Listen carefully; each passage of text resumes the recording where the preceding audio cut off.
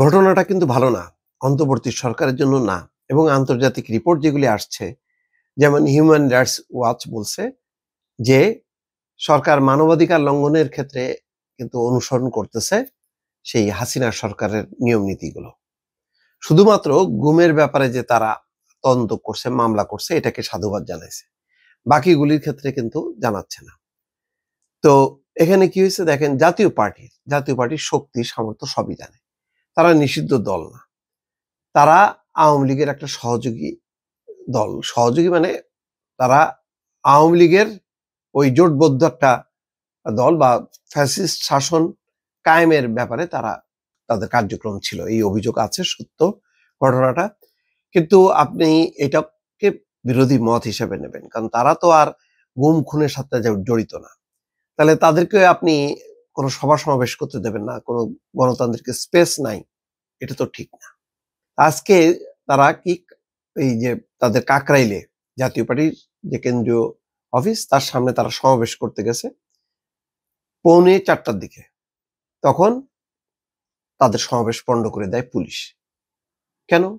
Police তো protection দেবে। বলছে যে তাদের কয়েকজন নেতাকর্মী আহত হয়েছে। পুলিশ আবার বলতেছে মৌখিকভাবে জাতীয় পার্টিকে বলা হয়েছিল রাস্তা দখল না করে কর্মসূচি পালন করতে, কিন্তু তারা রাস্তার উপর চেয়ার বসিয়ে মঞ্চ স্থাপন করে।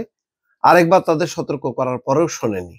অন্যদিকে দলটির দাবি সম্পূর্ণ অযাচিতভাবে সমাবেশ ভণ্ডুল করে দেওয়া হয়েছে। পুলিশ মিথ্যা তথ্যের ভিত্তিতে এমনটা করেছে। সমাবেশের জন্য আনা চেয়ারগুলো পড়ে রয়েছে, এটা ভালো লক্ষণ না, এটা উচিত না। এগুলি মনে হচ্ছে ছোটখাটো ঘটনা, এটা অনেক বড় ঘটনা হয়ে দাঁড়াবে যখন নাকি বিশ্লেষণ হবে যে এই অন্তর্বর্তী সরকার আসলে ওই ফ্যাসিস্ট আওয়ামী লীগ সরকারের এক্সটেনশন।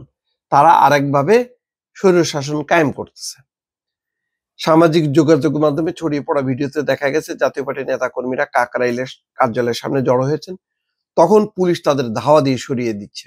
এই সময় পুলিশ জল কামান থেকে পানি ছুড়ে এবং সাউন্ড গ্রেনেড নিক্ষেপ করে নেতা কর্মীদের ছত্রভঙ্গ করে দিয়েছে। বিকেল 4:30টায় দেখা গেছে কার্যালয়ের ফটক বন্ধ, সামনে পুলিশ অবস্থান করছে। সমাবেশের জন্য আনা চেয়ার টেবিল সরিয়ে নিচ্ছে ডেকোরেশনের লোকজন। এদিকে 4:45টার দিকে পুলিশের সামনেই, কার্যালয়ের সামনে একটি দলটির একটি মিছিল বিজয়নগর থেকে পল্টনের দিকে রওনা হয়। এই সময় রাস্তার আরেক পাশ থেকে একটি মিছিল থেকে 9-10 জন এসে তাদের উপর চড়াও হয়।